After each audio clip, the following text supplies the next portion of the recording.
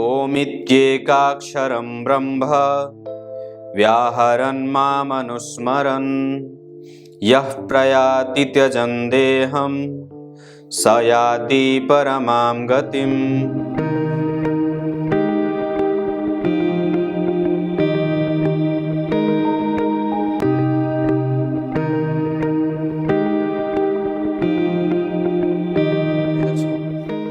नमस्कार, एक बार फिर से उपस्थित हूं आप सबके सामने विश्लेषण जन्म कुंडली का इस कार्यक्रम के अंतर्गत। आज एक एस्पिरेंट की कुंडली लेकर के आया हूं।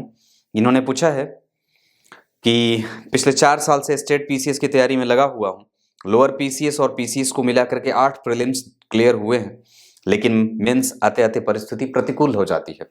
इस बात को समझते हैं। सबसे पहले प्रतिकूल कहां से होते हैं हम सबसे पहले प्रतिकूल अपने मन से होते हैं। और वो मन का पढ़ना, आपकी कुंडली में मन क्यों कमजोर है, आप जरा सोच के देखिए कि कृष्ण पक्ष के द्वादशी तिथि का चंद्रमा है। जो समस्या व्यक्ति के जीवन में बनती है वो वस्तुतः शुरू यहीं से होती है। आपके चंद्रमा ही आपके प्रॉब्लम को बनाने वाले और बिगाड़ने वाले होते हैं, या उसे बल देने वाले होते हैं, या उसको कमजोर करने वाले होते हैं। इस जातक की कुंडली में चंद्रमा कृष्ण पक्ष के द्वादशी तिथि के है, मतलब आपको शिव जी के मंदिर में जाना तय है। सूर्य को अर्घ देना बिल्कुल आवश्यक बनेगा, अगर ये दवाई की तरफ फायदा करे। अगर नहीं करेंगे तो मुश्किल बढ़ेगी। दूसरी बात, आप हैं देखने में सुंदर, देख करके किसी को भी आप मोहित कर लें, ऐसी आपकी स्थिति है। श्रावण माह में जन्मे होने के कारण व्यक्ति जो है वो सुख और दुख में एक जैसा रहने वाला है। कभी भी वो विपरीत परिस्थिति बने तो भी सामान्य है, और अगर प्रतिकूल परिस्थिति बने, अनुकूल बने, तो भी दोनों ही में एक जैसा ही है वो। शरद ऋतु में जन्मे होने के कारण कई बार आलस्य की स्थिति बनती है, और रविवार के जन्मे होने के कारण कहा जाता है पित्ताधिको अति चतुरस तेजस्वी समर प्रिय, पीत वर्ण का होता है, पीली गोराई लिए हुए, और लड़ने वाला होता है। परिस्थितियों से, विपरीत परिस्थितियों से लड़ करके जो है वो मुकाम हासिल करता है। ऐसी स्थितियां बनती है। कृष्ण पक्ष के द्वादशी के चंद्रमा जो होते हैं वो पापक होते हैं। अभी मैं बैठा हूं, बिल्कुल एकदम ज्योतिषी जैसा लग रहा हूँ। हाँ, निखिल जी बोल के गए हैं, आप कभी कभी किसी कार्यक्रम में पूरे पक्के ज्योतिषी लगने लगते हो। खाली माला डालने की आवश्यकता है ऊपर से। कृष्ण पक्ष के द्वादशी तिथि के चंद्रमा जो है वो पापक हो जाते हैं, तो मन पापक है। मन जब पापक हो जाएगा तो आत्मबल को कमजोर करेगा, आपके इमोशन को सही तरीके से बैलेंस नहीं होने देगा, आपके प्रभावों को कमजोर करेगा, आपके बुद्धि को कमजोर कर देगा, आपको जीवन में प्रत्येक चरित्र, जब अब आप दिनचर्या आपकी कमजोर हो जाए, रात में ज्यादा देर तक जागने लगे, सुबह नींद देर से खुले, आलस्य बना रहे, ये सब तरीके से हर जगह उसका पांव जो है वो पसर जाता है। ये स्थिति बनती है। पुष्य नक्षत्र ये बहुत बढ़िया, वरीयान योग ये बहुत अच्छा। अब ये कैसे अच्छे, अब जीवन में अच्छाइयां कैसे, तो पुष्य नक्षत्र में व्यक्ति जो होता है वो बड़ा ही ये सौभाग्यशाली नक्षत्र होता है, व्यक्ति को भाग्य का बल देता है। शनि का नक्षत्र है तो व्यक्ति के जीवन में सर्वस्व देने वाले हो जाते हैं, सब कुछ मिलने वाला हो जाता है। वरीयान योग में जन्मे होने के कारण ये श्रेष्ठ योग बनता है। कौलव कर्ण ये बहुत बढ़िया। ब्राह्मण वर्ण और देवगण के होने के कारण व्यक्ति के जीवन में सात्विकता है और वो कहीं जाता नहीं है।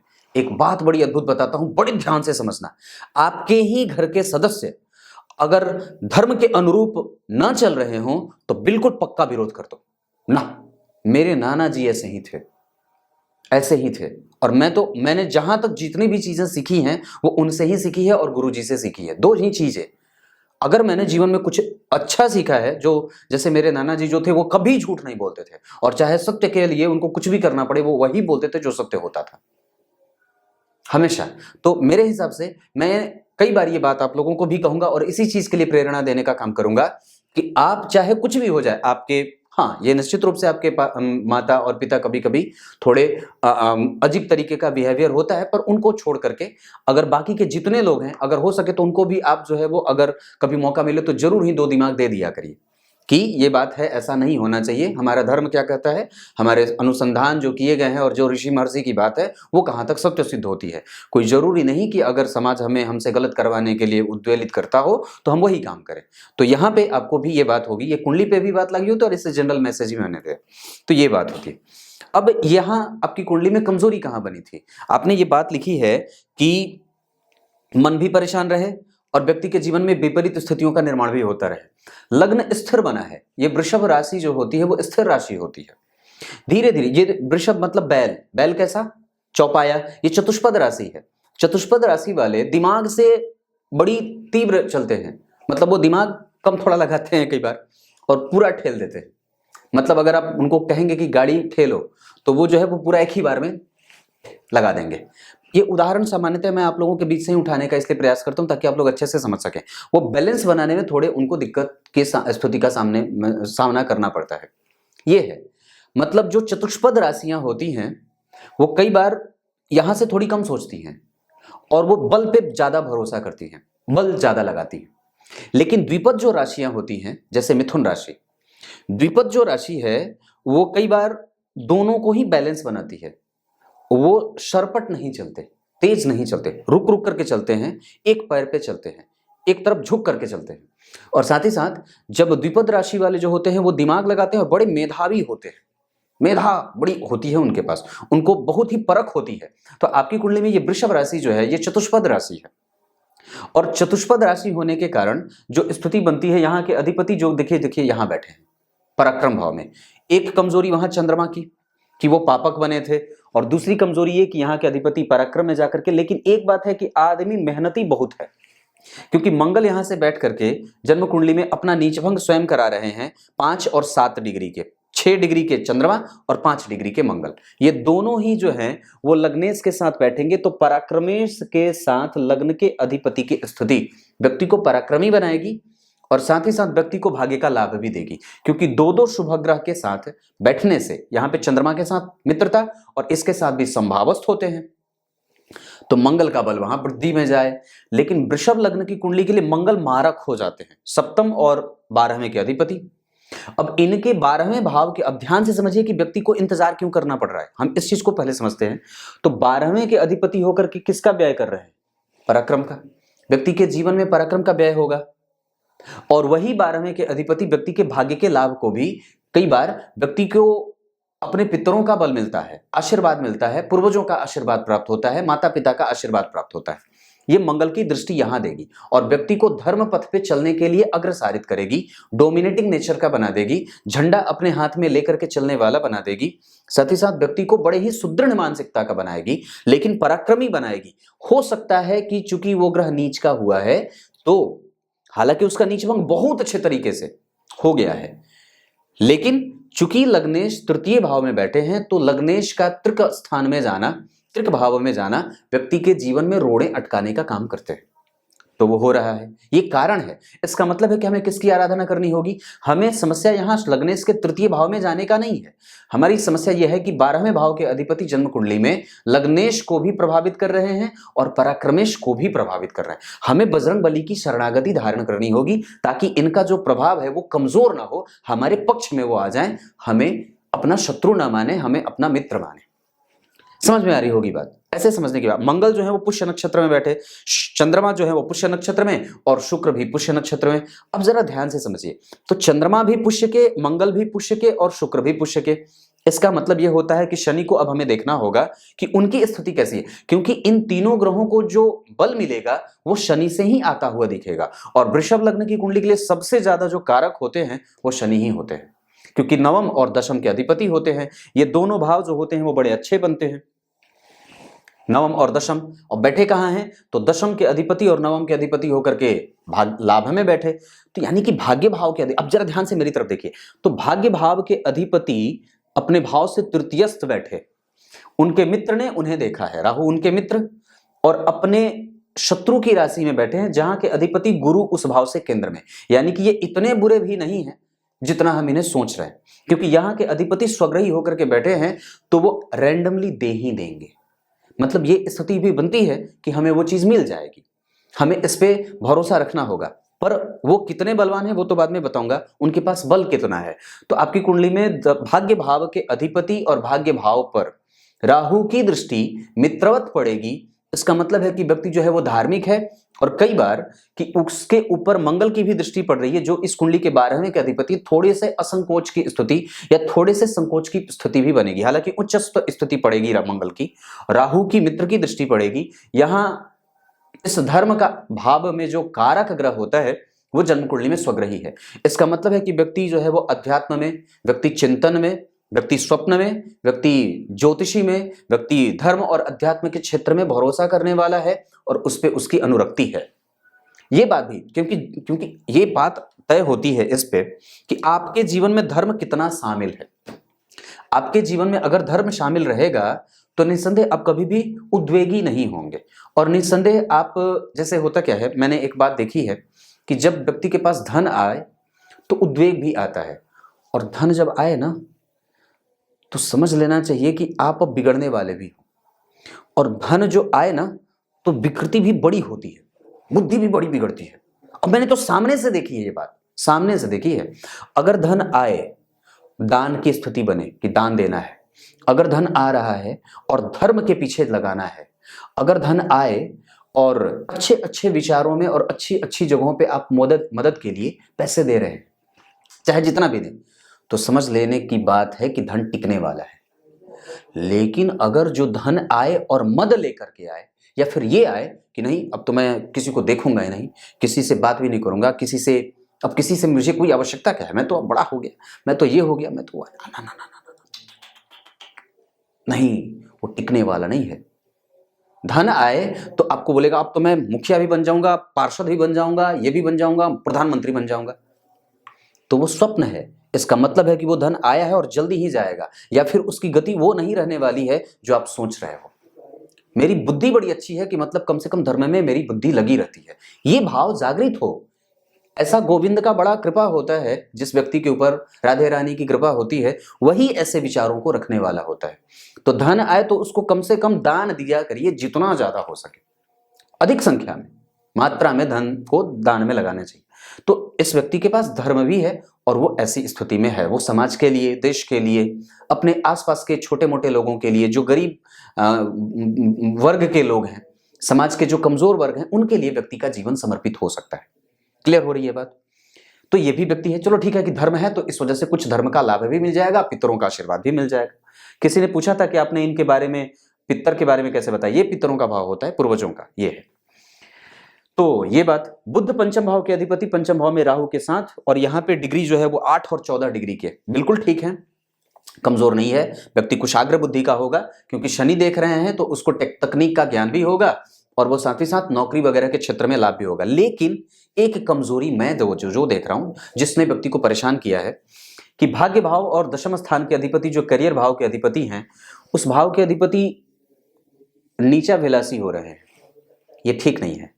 पहले ही पराक्रम व्यक्ति का कमजोर हुआ, इस वजह से मेहनत ज्यादा करनी पड़ रही है। लेकिन दूसरी ये अच्छी बात क्या है कि इस भाव में सूर्य की, मैंने गौर करिए वो बात बताई थी जब IAS PCS वाली बात जो सीरीज चलाई थी, उसमें बात कही थी कि कहीं से भी सूर्य की दृष्टि अगर इस भाव पे पड़ जाए तो व्यक्ति को सरकारी क्षेत्रों में मैंने सफल होते देखा है, और ये ग्रंथ भी बात करते। यहाँ पे माता को स्वास्थ्य में जरूर कम से कम थोड़ी बहुत परेशानी, राहु पीछे मंगल, वो आगे पीछे वाली बात होती है, तो पर वो पीछे शुक्र चंद्रमा भी बैठे हैं, माता की आयु और माता का सुख वो रहता है, उसमें कोई समस्या नहीं है। पिता भाव पे सूर्य की दृष्टि है, ये भी कोई कमजोरी वाली बात नहीं है। इसका मतलब है कि ये चीज ठीक बन रही है।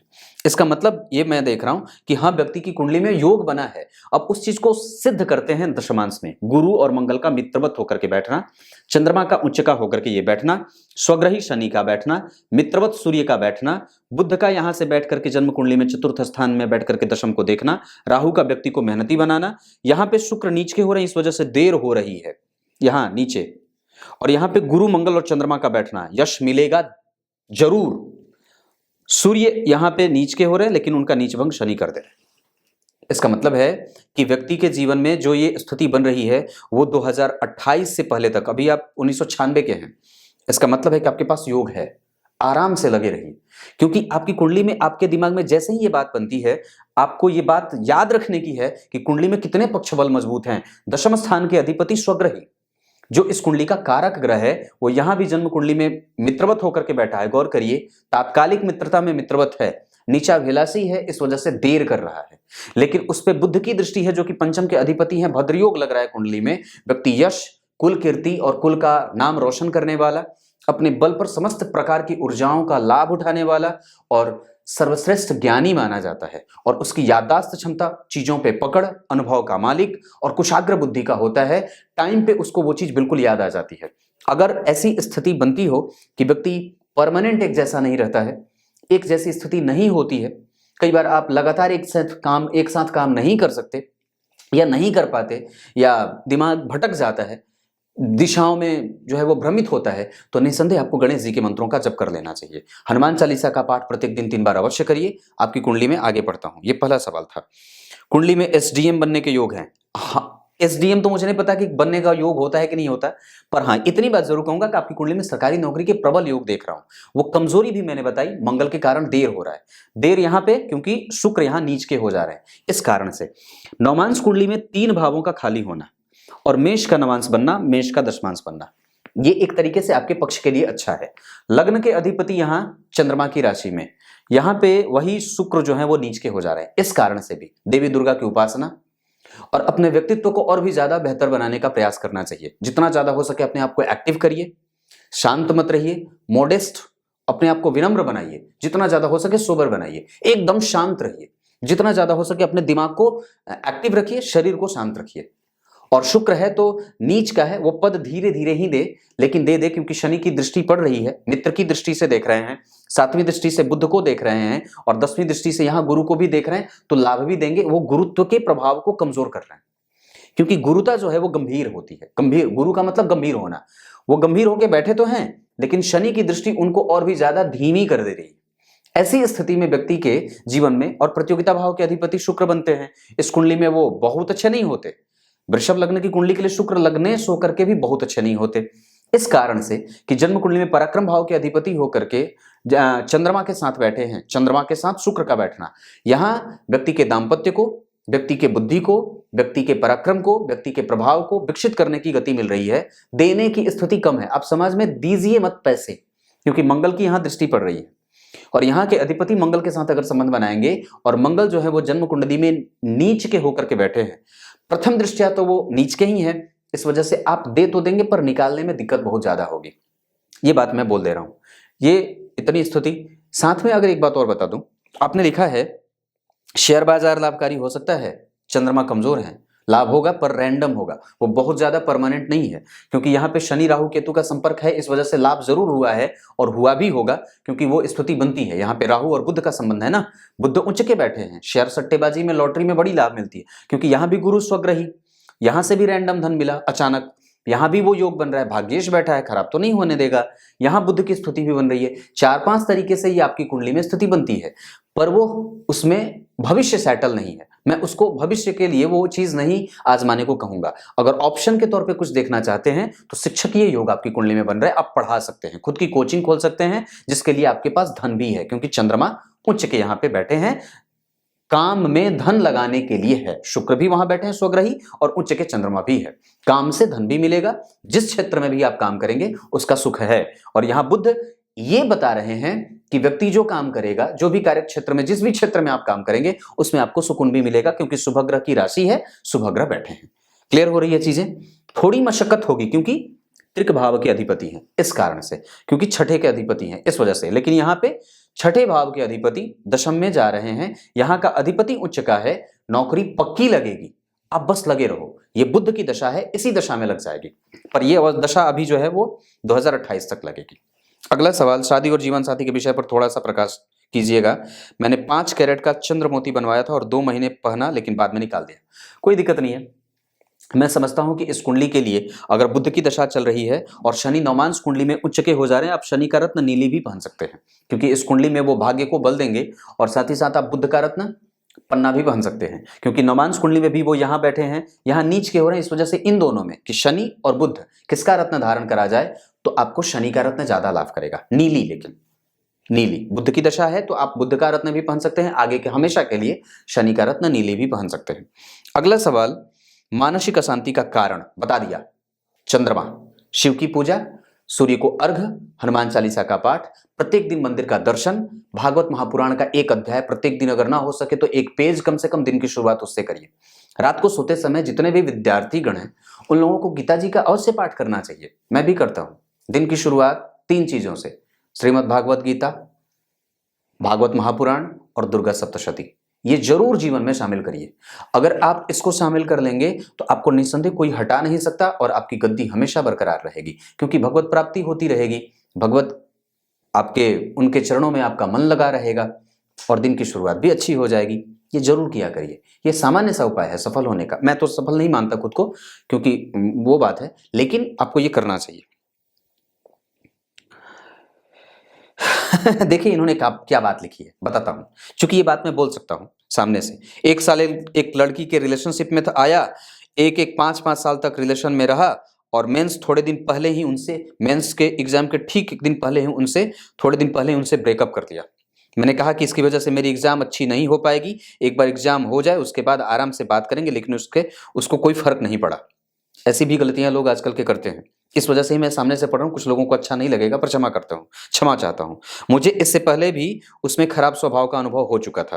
पिछले 6 महीने से उसी बात को लेकर के परेशान हूँ कि उसने ऐसा क्यों किया, जबकि मैं खुद जानता हूँ और समझता भी हूँ कि इस वक्त के खास करके शहरी समाज में ये कोई बड़ी बात नहीं है। वाह रे वाह विधाता, बहुत बढ़िया।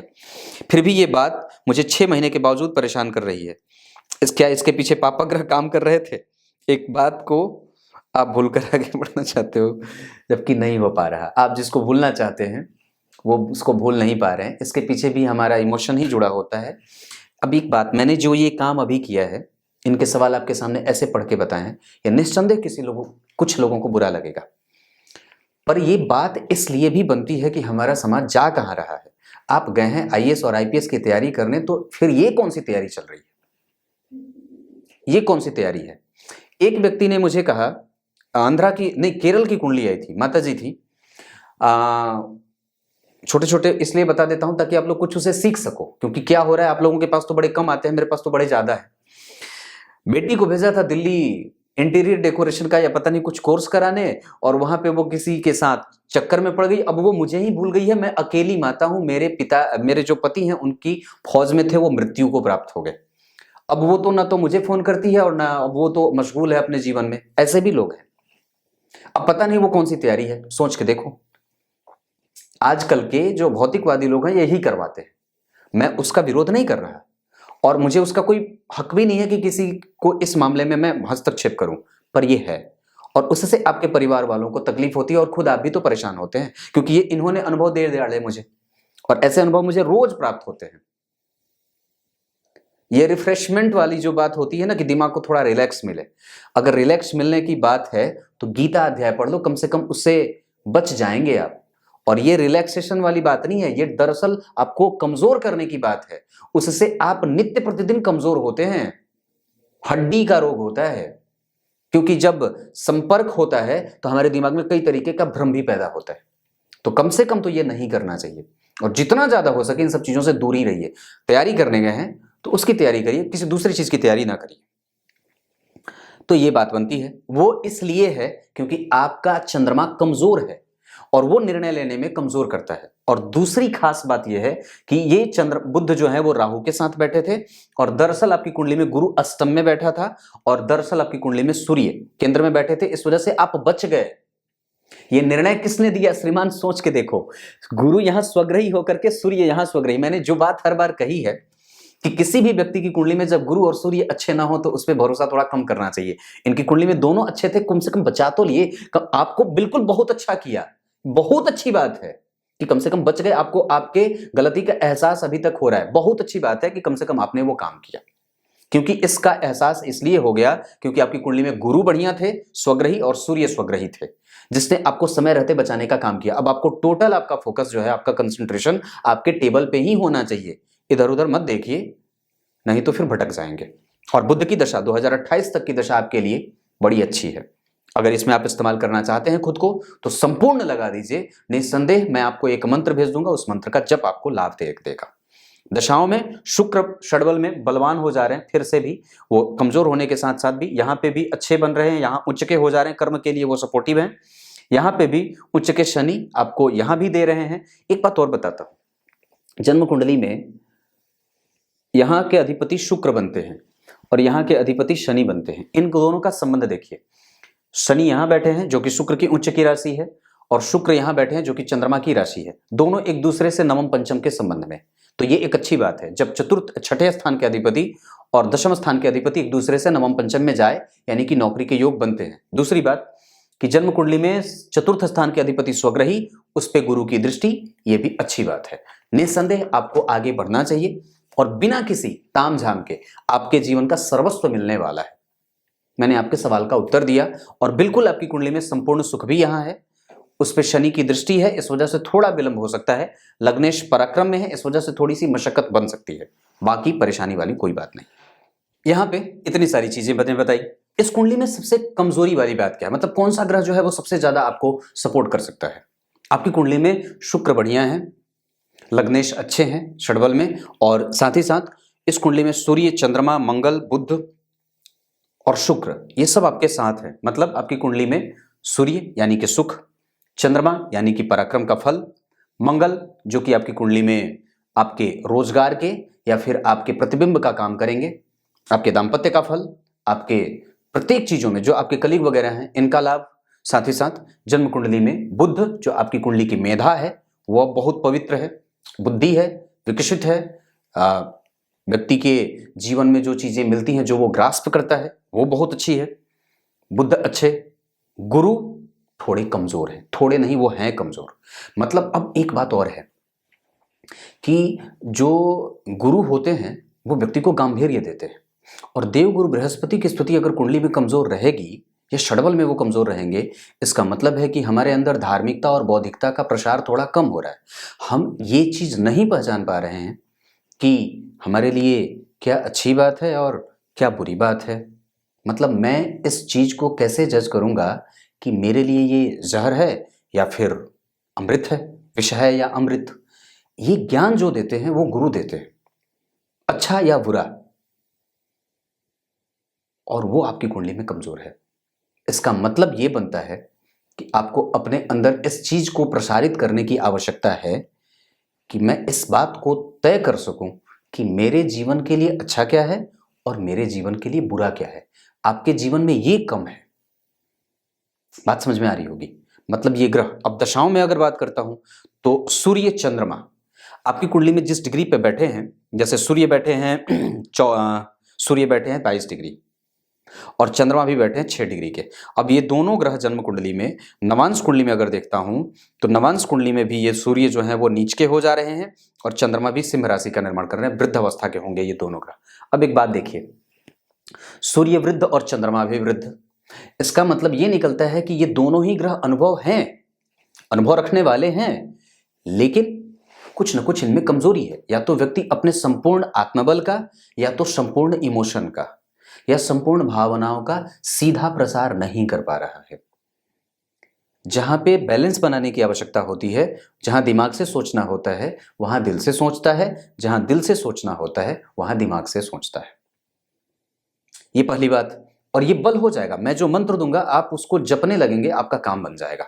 मंगल जन्म कुंडली में जिस डिग्री पे बैठे हैं 5 डिग्री के मृत प्राय हो जाएंगे। हालांकि वो पुष्य नक्षत्र के बैठे हैं, उस नक्षत्र का अधिपति आपको लाभ देगा, लाभ में बैठा है, योग कारक होता है इस कुंडली के लिए सर्वाधिक, और बहुत बढ़िया बैठे हैं, अखंड साम्राज्यपति योग बनाए हैं। गुरु और चंद्रमा का संबंध आपकी कुंडली में षडाष्टक का है, इस वजह से थोड़े आप जिद्दी भी हो सकते हैं, ये बात भी बनती है। मंगल जो है वो थोड़ी डिग्री में कमजोर, इस वजह से मृत प्राय हैं। बुध वृद्ध होकर के बैठे हैं, ये सारे ग्रह वृद्ध हैं, मतलब इनको अनुभवों की आवश्यकता है, या फिर ये कह सकते हैं कि इनके पास अनुभव तो है पर वो वक्त पे काम नहीं आता, वक्त पे काम नहीं आता है, यही बात बन रही है। गुरु जो है वो जन्म कुंडली में जैसी स्थिति बना करके बैठे हैं उसके आधार पर आपकी कुंडली में वो बहुत बढ़िया है, 14 डिग्री के युवावस्था में कहे जाएंगे। इसका मतलब कि वो 100% परिणाम करेंगे, पर षडबल में वो कमजोर हैं। ये आपको ज्ञान पक्ष के लिए मजबूत तो बना रहे हैं, अष्टम भाव है, यहाँ के अधिपति होकर के यहाँ बैठे हैं। इस भाव से चतुर्थस्थ जो है वो भाग्येश बैठा है इनकी ही राशि, अपनी आपकी ही राशि में, गुरु की ही राशि में। गुरु की दृष्टि यहाँ पड़ रही है, विदेशों के लिए अच्छी बात है, आप बाहर निकल सकते हैं, अपने जन्म स्थान से दूर जा सकते हैं। आपके लिए 5 अंक अच्छा है, आपके लिए दक्षिण दिशा अच्छी है, आपके लिए मकर राशि अच्छी है, कुंभ राशि अच्छी है, कन्या राशि अच्छी है, मीन राशि अच्छी है। ये राशियां अच्छी हैं, 5 तारीख, 14 तारीख, 23 तारीख, ये राशियां, ये अंक अच्छे बन रहे हैं। शत्रुता करनी हो तो कभी भी तुला वालों से, वृश्चिक वालों से, धनु वालों से ना करिए, ऐसी बात है। अगर हो सके तो पेट का विशेष ख्याल रखिए। पर आपकी कुंडली में योग बड़े अच्छे हैं, और आपकी कुंडली में लग्न कुंडली से ज्यादा बढ़िया आपकी कुंडली का दशमांश चैप्टर बना है, जहां दशमांश कुंडली में लग्न का अधिपति लग्न में बैठेगा तो व्यक्ति को कर्म क्षेत्र में सपोर्ट करने वाला हो जाएगा ना जी। और लग्न में गुरु बैठे हैं जो कि भाग्य के अधिपति हैं, भाग्य का भी बल है। और साथ ही साथ व्यक्ति की कुंडली में उसको संपूर्ण लाभ भी मिल रहा है, क्योंकि बुध बैठे हैं, पराक्रमेश हैं, इस वजह से थोड़ा पराक्रम करवा करके सुख देंगे। सीधा है कॉम्बिनेशन तो ऐसे। तो ये बात बनती है। गुरु जो है वो पूर्वाषाढ़ा के बैठे हैं, जो कि शुक्र का नक्षत्र होता है। वो शुक्र आपकी कुंडली में पराक्रम में, इस वजह से वो मेहनत थोड़े से कर रहे हैं, उनके पास अनुभव का कमजोर होना दिख रहा है। शुक्र के बाद अगर गुरु के बाद अगर शुक्र की बात करते हैं तो शुक्र और शनि जिस डिग्री पे बैठे हैं 11 डिग्री, और शुक्र बैठे हैं 7 डिग्री, वृद्ध हैं ये भी। ये सारे ग्रह वृद्धि लेकर के बैठे हैं आप। इसका मतलब यह है कि इन ग्रहों को थोड़े से, अब आप कभी आप निष्ठुर भी हो जाएंगे, कभी बहुत ज्यादा भौतिकवादी भी हो जाएंगे, कभी मन करेगा कि इस लेवल पे पहुंच जाऊंगा, कभी अगले ही पल आप नीचे भी आ जाते हैं सरक करके। ये बात भी बनती है। तो इन सब चीजों को जीवन से, जितनी भी निगेटिव चीजें हैं, जैसे ऐश्वर्य को लेकर के, पद को लेकर के, मन को लेकर के, आत्मविश्वास को लेकर के, कमजोरीपन की स्थिति को लेकर के, अपने पराक्रम के परिणाम न मिलने पर जो उत्साह का हानि हो जाए उसको लेकर के, इन सबको इन सब चीजों को दूर करिए। और वो दूर कैसे होगा? इसको दूर करने के लिए कहीं किसी मोटिवेशनल स्पीकर की आवश्यकता नहीं है। ना ना ना ना ना, ऐसा नहीं है। आप चुपचाप मैं जो मंत्र दूंगा उसका जप कर दीजिएगा प्रत्येक दिन, और वही आपको सब कुछ करवा देगा, गारंटी देता हूं। बस ये बात है आपकी कुंडली में। अब कुछ और भी बात बता दूं, जैसे होरा कुंडली में जो स्थिति बन रही है उसमें जितने भी प्लैनेट हैं आपकी कुंडली में, वो सब आपको थोड़े से सुस्त बना रहे हैं, गुरु को छोड़ करके। सुस्त हो, थोड़े लेजीनेस की स्थिति बनती है, क्योंकि शनि नीचा विलासी हैं और यहाँ के अधिपति जो है वो पराक्रम भाव में बैठे हैं। तो वस्तुतः लग्नेश तृतीय भाव में साहस करना है, बल लगाना है, तभी कोई चीज मिलेगी। इतनी आसानी से सब कुछ नहीं मिलने वाला है, क्योंकि बल बिना लगाए आपका काम नहीं बनेगा। ऑप्शन के तौर पे शिक्षकीय गुण आपकी कुंडली में बनता है, क्योंकि दशम स्थान के अधिपति भी जन्म कुंडली में गुरु से केंद्र में है, गुरु की राशि में बैठे हैं। और दशम स्थान के अधिपति जो शनि बैठे हैं वो जन्म कुंडली में बैठे हैं, उत्तरा भाद्रपद के अपने ही नक्षत्र में बैठे हैं, वक्री हैं। तो थोड़े से ये शिफ्ट भी होंगे और वस्तुतः आपके लिए अच्छा ही होगा। ये दशम स्थान पे, इस कुंडली की सबसे अच्छी बात, दशम स्थान पे सूर्य की दृष्टि का जाना। इस कुंडली में दूसरी सबसे अच्छी बात, भद्र योग का बनना। इस कुंडली में तीसरी सबसे अच्छी बात, शुक्र और चंद्रमा का एक साथ बैठना। इस कुंडली में चौथी सबसे अच्छी बात, गुरु का सूर्य को देखना और गुरु का स्वग्रही होना। इस कुंडली में पांचवी सबसे अच्छी बात, भाग्य भाव के अधिपति का लाभ में जाना। पर कमजोरी क्या?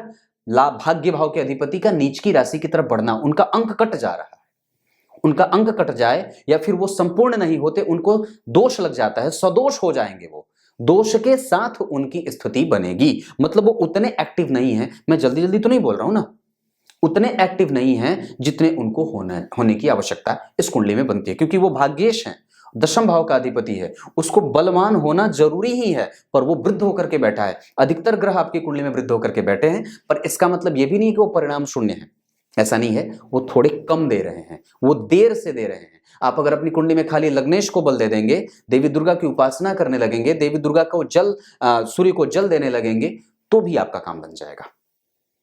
मैंने रत्न बताया, मैंने दिशाएं बताई, मैंने तारीख बता दिया। नक्षत्र पुष्य आपके लिए अच्छा होगा, हस्त अच्छा होगा, अनुराधा अच्छा रहे, उसके बाद आपके लिए श्रवण नक्षत्र अच्छा रहे। अगर कोई फॉर्म वगैरह भरना हो तो इस नक्षत्र में भर लीजिए। तब तक के लिए गीता जी के आरंभ में बोले गए गीता जी के श्लोक का अर्थ बता देता हूं। गीता जी के 8वें अध्याय के 12वें श्लोक में भगवान ने बात कही है। क्या कही है? जिसने इंद्रियों को निग्रहित करके और अपने दोनों भ्रिकुटियों के बीच में प्रणव अक्षर यानी कि ओम की स्थापना करके या भगवान के चरणों में अपना ध्यान लगाते हुए जो अपने प्राण का त्याग करता है, वो निस्संदेह परमात्मा को प्राप्त कर जाता है और उसके परम धाम को प्राप्त करता है। पर गौर करिए, हमारे शरीर में जितने भी छिद्र हैं वो प्राण कहीं से भी निकल जाता है। आत्मा को तो आज के वैज्ञानिक उसको मना भी करते हैं, और कई बार तो ये भी बात सुनने में आती है कि आत्मा नाम की कोई चीज है भी नहीं, कुछ लोग ये बोल देते हैं, पर ऐसा नहीं है। वो कहीं से भी निकल जाए, माथे से निकल जाए, नेत्र से निकल जाए, नाक से निकल जाए, मुंह से निकल जाए, पर ये बात आपके कर्म पे और आपके ध्यानस्थ होने की स्थिति पे निर्भर करता है कि उसकी गति कहां से हो रही है, वो कहां से निकल रहा है। ये बात है, बहुत समझने की बात है। बहुत संयमित होकर के हमें ये जीवन जीना है, क्योंकि अंतिम समय में आपका वश नहीं होता। जीवन भर जो व्यक्ति राजा बना होता है, अंतिम में भी उसको कई बार प्राण को जो निकालने में बहुत तकलीफ का सामना करना पड़ता है। बड़ी बेचैनी होती है, बड़ी बेचैनी। अगर कर्म अच्छा रहे, भगवान की शरणागति हमेशा जीवन में बनी रही, तो निसंदेह मृत्यु बड़ी ही शांति से और बड़ी ही सुकून से हो जाती है, नहीं तो बड़ी छटपटाहट होती है। तब तक के लिए बहुत बहुत नमस्कार।